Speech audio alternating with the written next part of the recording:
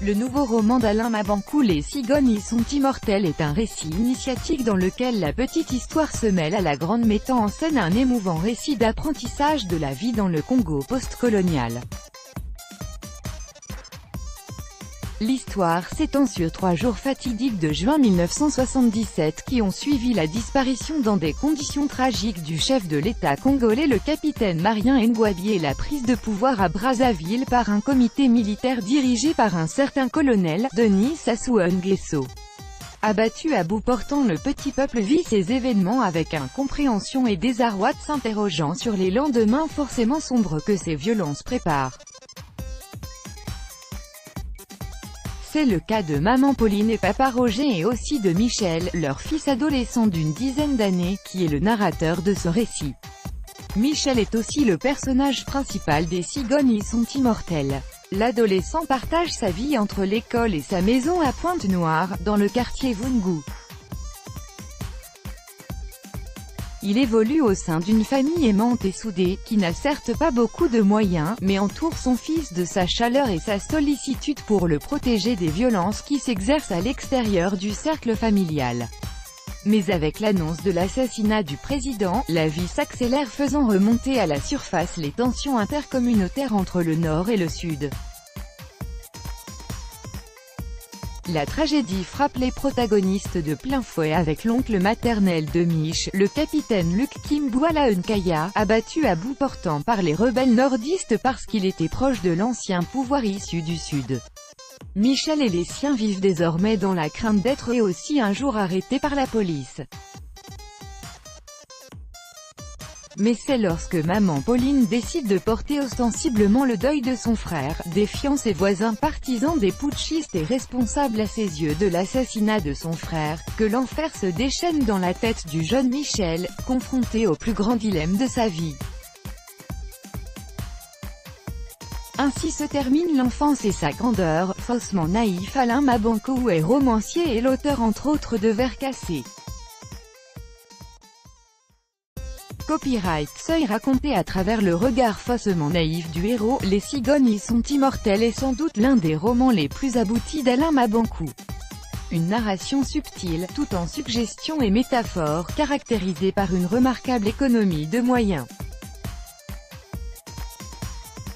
On atteste l'équilibre réussi entre l'autobiographique et le romanesque, la petite et la grande histoire, la critique sociale et l'humour aussi âpre que cathartique, devenu la marque de fabrique de l'auteur de African Psycho, Le serpent à plumes, 2002. Il y a dans ce livre du Candide et du pauvre Christ de Bomba du romancier camerounais Mongo Betty. Ce dernier ouvrage qui raconte, on s'en souvient, les heures et malheurs de l'église en Afrique à travers le point de vue immense d'un boy enfant de cœur, a sans doute été l'un des modèles des Cigognes y sont immortelles pour l'effet esthétique du décalage entre le regard tranquille du narrateur et la réalité historique scandaleuse du coup d'État contre le président Marien Ngouabi, qui structure le récit. Ce décalage est porté dans le roman de Mabankou par le petit Michel, qui est à la fois le double de l'auteur et un procédé rhétorique efficace, servant à dire la gravité d'une situation donnée sans en avoir l'air. À travers ce personnage d'adolescent un peu rêveur, récurrent dans l'œuvre d'Alain Mabankou, le romancier rend hommage à sa propre enfance, se remémorant les lumières et les ombres de son passé ponténégrin, ce qu'il avait déjà fait, plus directement, dans son beau livre Lumière de Pointe-Noire, Seuil, 2013, à mi-chemin entre le journal intime et du reportage. Indépendance tcha-tcha, mais le regard de Michel sur les événements, c'est aussi une grille de lecture, une formidable machine pour décrypter les forces sombres à l'œuvre dans le Congo post-colonial où l'indépendance n'est qu'un masque. Tout comme les camions militaires qui foncent dans les rues de Pointe-Noire au lendemain de l'assassinat de Marien Ngouabi ne sont pas là pour protéger la population. Ils sont au contraire symptomatiques des violences nouvelles prêtes à s'abattre sur les habitants. Dans les dernières pages du roman où l'on voit l'adolescent courir comme un forcené à travers la ville pour sauver sa mère désormais dans les mains de la police militaire, il devient d'une certaine façon la métaphore même de l'homme africain rattrapé par un passé d'esclavage et de colonisation, que l'on croyait révolu. Mon dos toujours bien rond, je serre les dents, j'accélère, s'écrie Michel, tout essoufflé, courant comme un dératé à travers sa ville qu'il ne reconnaît plus. Cette avenue est plus tranquille que l'avenue Paillet, avec des banques et des restaurants très chers qui ne sont fréquentés que par des blancs et les capitalistes noirs. Ce n'est pas parce que c'est calme ici qu'il faut que je ralentisse ma course.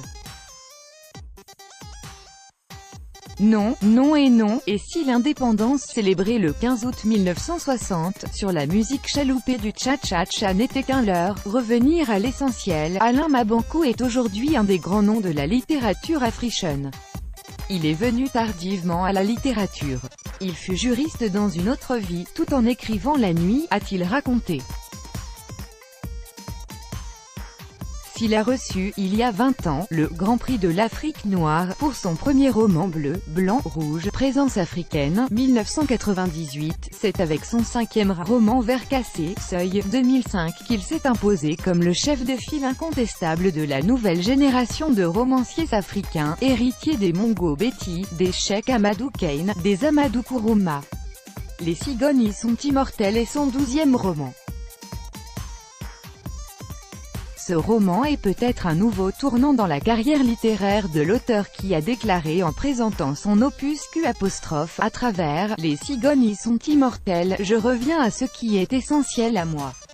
Je ressens de plus en plus le besoin de dire ce qu'est mon continent et de montrer pourquoi le continent est aujourd'hui à la dérive. » La grande force de ce livre est d'avoir su raconter la dérive, non pas à travers des grands discours, mais par le vécu réel des gens. Cette dérive est portée par des personnages incarnés et lumineux comme Maman Pauline. Nouvelle mère courage, celle-ci est aussi fille et petite-fille des personnages de femmes inoubliables de la littérature africaine moderne, la Grande Royale, Cheikh Hamidou Kane, Perpétue, Mongo Betty, Salimata, Amadou Kourouma, des Shahidana, Soni Laboutansi, des Aïssatou et des Ramatoulaye, héroïnes de Maraya Maba. Livre refermé, elle continue de vous hanter, inoubliable Maman Pauline, les cigognes sont immortelles, par Alain Mabankou. Editions du Seuil, 296 pages, 19,50 €.